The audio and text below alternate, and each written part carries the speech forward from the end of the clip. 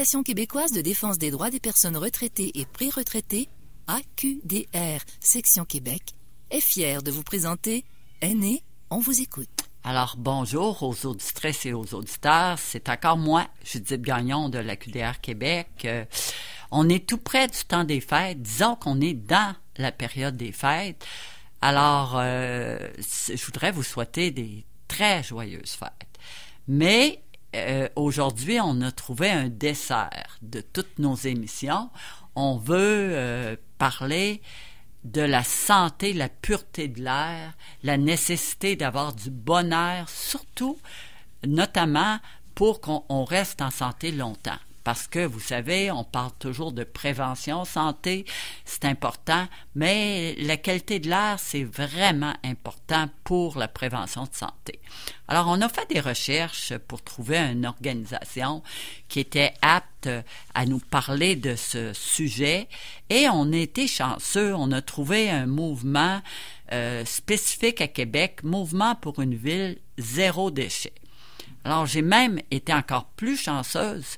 J'ai eu l'opportunité de rencontrer Marcel Paré, qui est le cofondateur, et je lui ai demandé, Monsieur Paré, voulez-vous nous faire une émission avec nous, puis nous parler de zéro déchet? Alors, je l'ai avec moi ce matin. Bonjour Marcel, ça va bien? Bonjour Judith, oui, ça va bien. Je voudrais que tu nous parles du mouvement pour une ville zéro déchet. En fait, le mouvement est né d'une démarche qui est déjà réalisée dans la baie de San Francisco, et ce depuis minimalement 20 ans, peut-être plus même. L'objectif est c'est de comprendre une chose, c'est que les déchets, ça n'existe pas. Pour beaucoup, les déchets, c'est des ressources et on ne doit pas les détruire. Donc, San Francisco s'est dit à un moment donné qu'un incinérateur, ça coûte cher à opérer, puis c'est technologiquement difficile à opérer. Donc, ils ont fait un choix qui est très, très différent et ils ont fait le choix de récupérer la matière à des fins de recyclage, de valorisation. Puis, c'est une réussite, et tellement que à travers le monde, il y a et sur 4 continents minimalement, il y a des dizaines de villes qui y participent. Ça représente une bonne tranche de population, parce que c'est des villes qui sont souvent densément peuplées. Est-ce qu'ils ont évalué l'impact de leur changement là, sur l'air? Est-ce qu'il y a eu une évaluation de cette situation-là après le changement? En fait, c'est reconnu par l'Organisation mondiale de la santé que les incinérateurs sont des émetteurs de polluants toxiques et puis qui affectent leur milieu, dans le milieu dans lequel ils sont implantés. Donc, éviter l'incinération, c'est éviter l'émission. Et un citoyen, lors d'une rencontre, a très bien décrit la situation. Ce qu'on brûle pas ne nous pollue pas.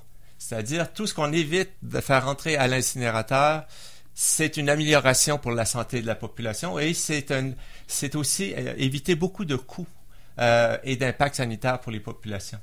OK. Puis vous autres, là, Zéro Déchet, votre mouvement, vous avez commencé quand? Puis c'est quoi vos objectifs? Puis tout ça, est-ce que vous êtes plusieurs là-dedans? Parce que c'est intéressant là, de vous entendre. On rejoint par nos moyens électroniques plusieurs citoyens. Il y a un groupuscule qui est plus impliqué à travers puis très très actif. Là, faut vraiment y croire pour s'investir de ce genre pour s'intéresser à cette problématique-là. Mais j'ai perdu le début de ta question. Bien, je veux savoir depuis quand vous êtes réunis, vous avez commencé votre travail, puis vous faites quoi? Parce que c'est drôlement intéressant là, de savoir ça. Ben, en fait, c'est l'annonce par la ville qu'elle respecterait pas ses engagements. Il y a eu une administration qui s'était engagée à fermer l'incinérateur en 2024. Puis est arrivée une nouvelle administration qui a plutôt choisi consciemment de tenté de mettre aux normes l'incinérateur parce que il respectait aucune des normes exigées. Pendant 10 ans, le ministère de l'Environnement envoyait des amendes salées de 10 000 $ chaque année parce qu'il dépassait les normes sanitaires. C'est ridicule parce que c'était... mais il n'empêche que c'est quand même... En 10 ans de suite, on a les données. L'incinérateur ne respectait pas ses obligations, mais il continuait d'opérer. Puis le ministère de l'Environnement le laissait opérer. Donc, nous, on savait que ça avait un impact sur la santé des citoyens. Puis, en 2017, on s'est réunis, un petit groupe de citoyens. Puis, on s'est mis au travail. Ça a été très, très laborieux parce que c'est très, très difficile d'avoir des renseignements. Puis, la collaboration de la Ville, elle a l'intérêt de poursuivre son procédé qui est, nous, on appelle de l'éco-industriel. Après tant qu'elle va faire de l'écologie avec des usines, après tant qu'elle va améliorer la santé des citoyens ou l'environnement en détruisant les matières. Donc, on est en désaccord avec cette vision-là. Nous, on croit beaucoup plus à la prévention, à l'évitement des problématiques, plutôt que de mettre de l'argent pour gérer les problèmes. Parce que c'est très coûteux opérer un incinérateur et c'est très coûteux sous plusieurs plans. Là. C'est coûteux au niveau de l'environnement, de la santé de la communauté et puis des taxes municipales parce que... Mais là, je vous écoute, là, puis là, je suis comme abasourdi. Ça veut dire qu'avec l'incinérateur, ça brise la qualité de l'air. Donc, ça a un impact sur la qualité des personnes. Oui, puis c'est connu. Il y a eu plusieurs études qui le démontrent. La Ville elle n'a pas intérêt à faire connaître ou à s'occuper véritablement de ce problème-là. La Ville s'occupe actuellement beaucoup, puis avec raison, on lui donne raison, sur les poêles à bois. Mais l'incinérateur de la Ville de Québec, c'est 450 poêles à bois à l'heure. Fait que, et ils sont concentrés dans notre quartier. Tandis que les poêles à bois de la grande région de Québec est consacré sur un très, très vaste territoire. C'est très, mais puis là, ils reconnaissent que les PM2.5 ont un impact sur la santé des gens, mais pourquoi les PM2.5 de l'incinérateur n'ont pas d'impact? Fait que c'est pas logique. Est-ce que la population de la grande périphérie de Québec est plus importante que les populations où on concentre les polluants dans notre quartier? C'est une question aussi ce que nous, on appelle la justice environnementale. Pourquoi est-ce que nous devons subir l'ensemble des conséquences de l'incinération pour faciliter la vie au grand ensemble des citoyens, de nos concitoyens? Et on est conscient que nos concitoyens ne sont pas nécessairement au courant des problèmes que génère leur négligence ou leur absence d'information par rapport à la gestion des matières résiduelles. Ah, mais là, écoute, tu dis des choses fort intéressantes. Ça veut dire que où est situé l'incinérateur? Dans l'environnement, c'est là que se concentrent le plus les problématiques. Oui, ce que dit mon environnement, ma santé, les cibles, les quartiers les plus atteints sont Limoilou, naturellement, Mézeray, Mézeray, c'est une partie de Limoilou, Saint-Roch, la Basse-Ville et Vanier. Donc, c'est les territoires qui sont le plus impactés par la présence de l'incinérateur. OK. Puis ça, l'administration municipale, c'est ça, puis il n'y a pas de changement à l'horizon. S'ils ne savent pas, ils sont dangereux. S'ils savent, ils sont pas bien fins.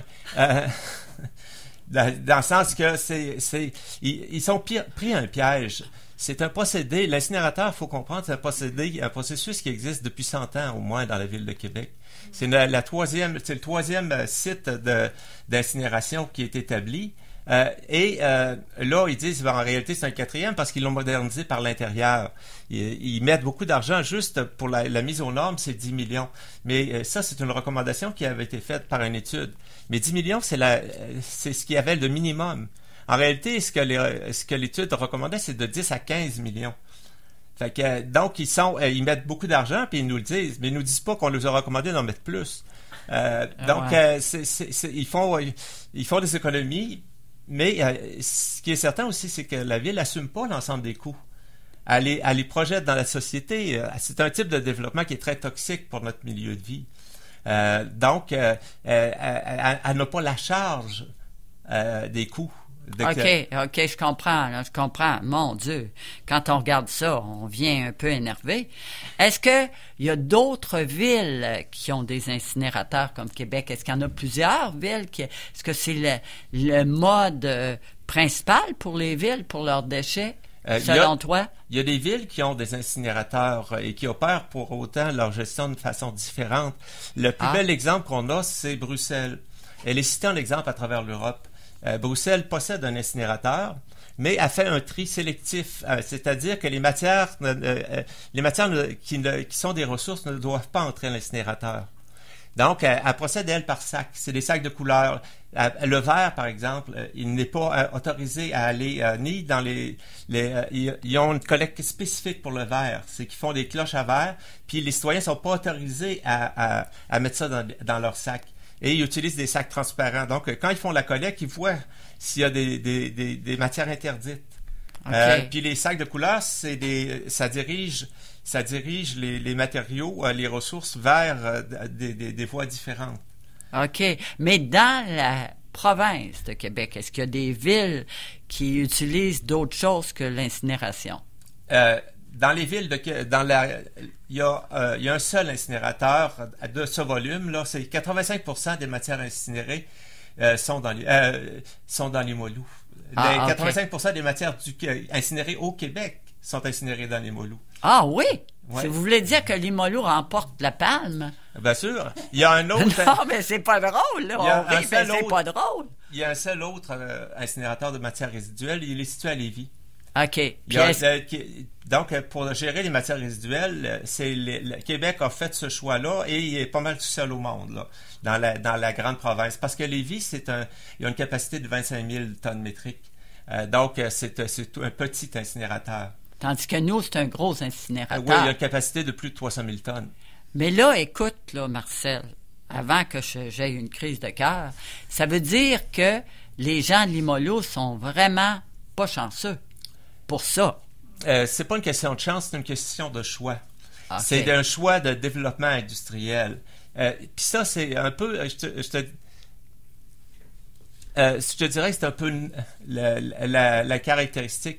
Les quartiers qui sont les plus défavorisés, qui sont situés à l'est des grands centres urbains riches, habituellement, c'est eux qui subissent les impacts de pollution. Parce qu'on choisit systématiquement d'installer les autoroutes à l'est du territoire. On choisit les zones industrielles, on les place à l'est du territoire et on les met souvent dans des quartiers défavorisés, des quartiers ouvriers. Donc, c'est l'historique de ça. Puis c'est pas la ville, elle est pas différente. Les développements urbains se font de cette façon-là. OK. Parce que il y aurait de la difficulté à implanter un incinérateur. Je m'excuse, je vais citer une ville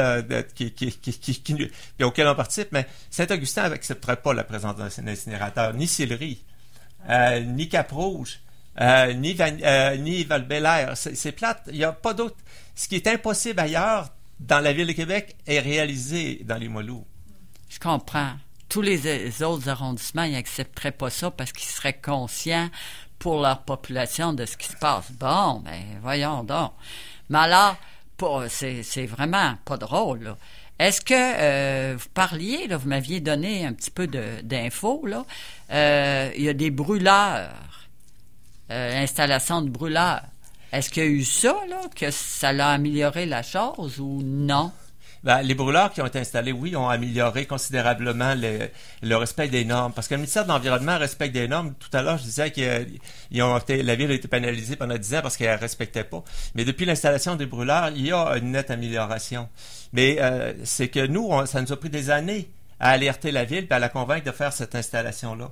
Puis ça, c'est pas les fonctionnaires de la ville qui ont décidé ça, c'est les citoyens qui ont insisté. Pas rien que le mouvement Ville Zéro Déchet. J'étais membre du conseil de quartier longtemps et on insistait pour l'implantation des brûleurs. Et la recommandation des brûleurs a été faite par le Conseil canadien des ministres de l'Environnement en 1989. Oh! Et implantée à Québec en 2022. 2022? Oui. Ça a pris... Ben on n'est pas vite, hein? On n'est pas vite, mais on faisait des économies. On dépensait pas d'argent. On n'est pas vite, mais les brûleurs, ça coûte cher de mettre ça. Les coûts de facture, je les connais pas honnêtement. Là. Je peux pas vous donner un chiffre que je possède pas. Ça fait que je le ferai pas. Okay. Mais les brûleurs offrent des gros avantages. Il faut comprendre que pendant 40 ans, on a laissé opérer l'incinérateur de la ville de Québec, puis on laissait démarrer les fours de l'incinérateur avec un papier journal.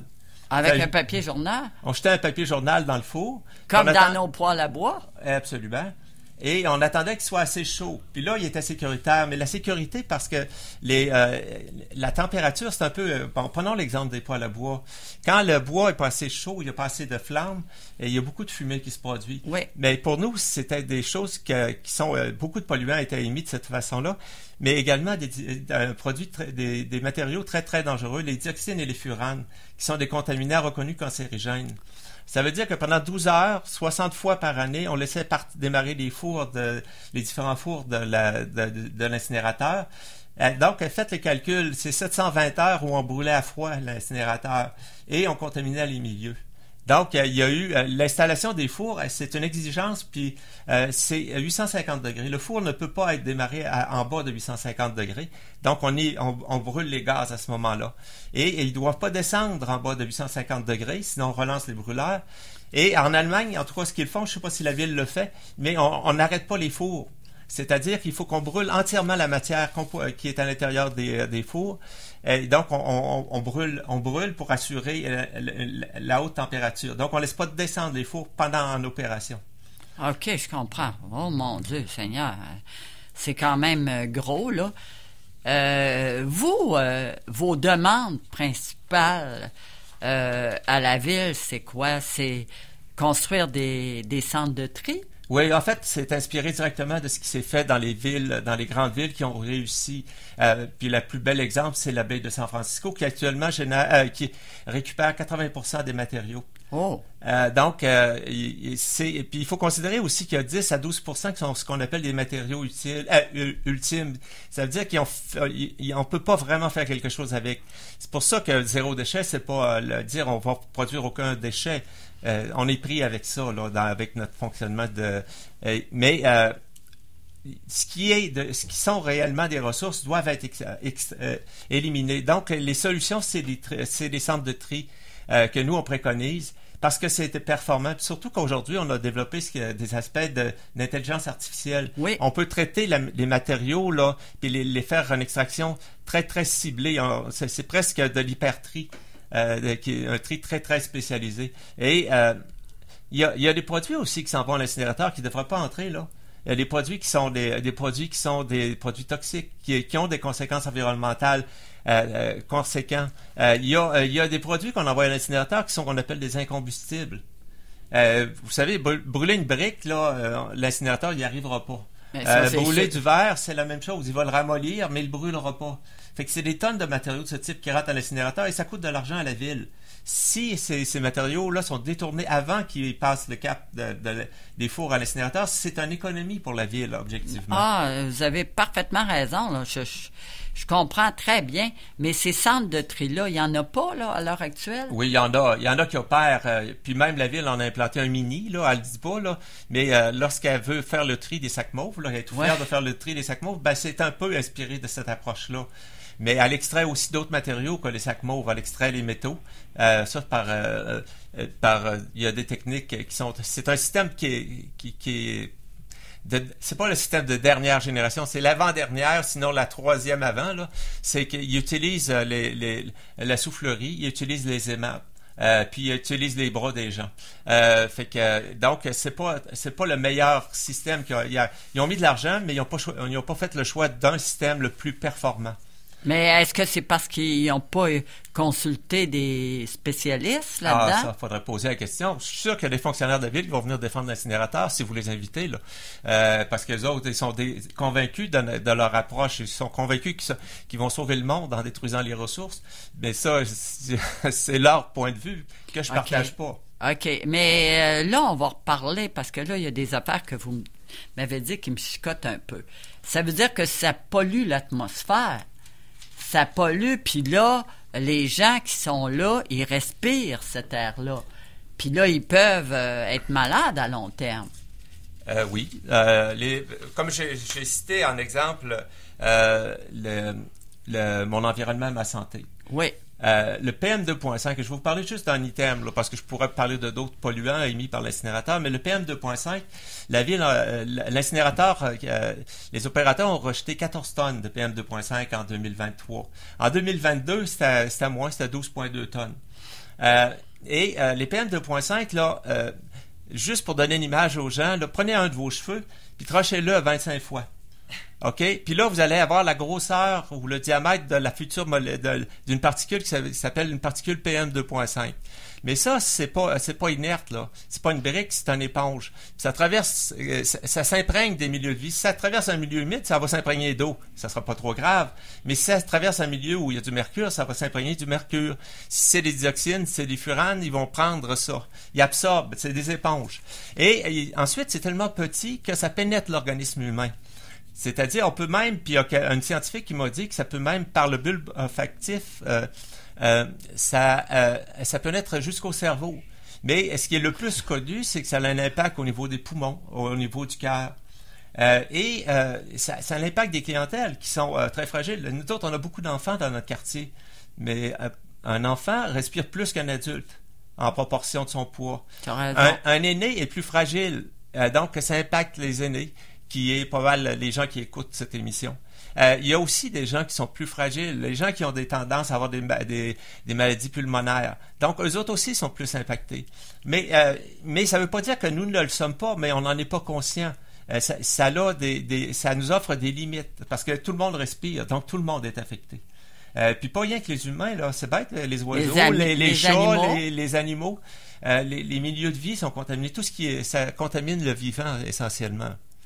Non, mais je vous dis que c'est pas très encourageant là, quand on entend ça. Là. Mais à ce moment-là, il faudrait que la ville arrête l'incinérateur puis prenne une autre façon d'agir. Elle l'arrête, le ferme, puis voit d'autres choses, c'est ça? Disons qu'il faut qu'elle voie autre chose, puis ensuite, idéalement, qu'elle le ferme. Ouais. On va inverser. Oui, je comprends, là, j'ai été trop vite. Mais en fait, ça pourrait être intéressant pour la ville, parce qu'elle passe à côté de quelque chose qui s'appelle des ressources. Elle veut lutter contre le réchauffement climatique. C'est 100 000 tonnes de GES qui ont été rejetées par l'incinérateur. Ouais. Donc, 100 000 tonnes de GES, c'est plus de 30 000 voitures qui circulent dans le quartier, qui font 10 000 kilomètres par année. C'est considérable. Donc, ça serait un outil pour atteindre un objectif qui est viable. Et ça pourrait être aussi avantageux au niveau fiscal. Lorsqu'on réduit les coûts l'incinération n'est pas gratuite. C'est 150 à 160 $ la tonne qui est traitée. Et donc, c'est de l'argent, puis c'est plus de 200 000 tonnes qui ont été incinérées l'an dernier. Largement plus. Les chiffres que je vous donne sont conservateurs. Fait que si on fera une petite règle de trou, on atteint 30 millions. Ça va bien. Mais alors, à ce moment-là, toutes les choses qui sont faites par la ville à l'heure actuelle, faire des pistes cyclables pour la santé, puis tout ça, il serait peut-être mieux de voir à ça, là, l'incinération. Non, je pense que c'est... Et il faudrait que ça fasse partie de leur objectif. Ça fait partie du grand travail que les élus ont à assumer, leur responsabilité.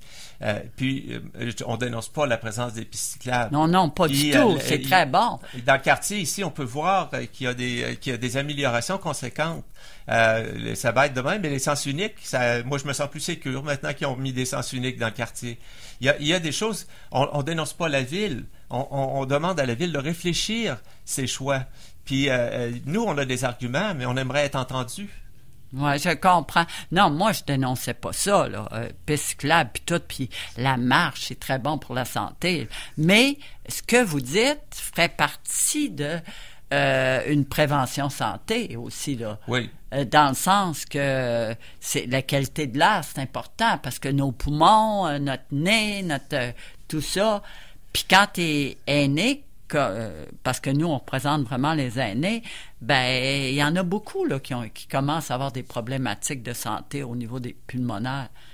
Oui, ça, on le reconnaît. Puis il y a aussi une autre chose qui est très importante, c'est un peu l'égoïsme qu'on affiche. Parce que les aînés ont souvent des descendants. Ouais. Puis qu'est-ce qu'on va léguer aux descendants? De la cendre? Des éléments toxiques?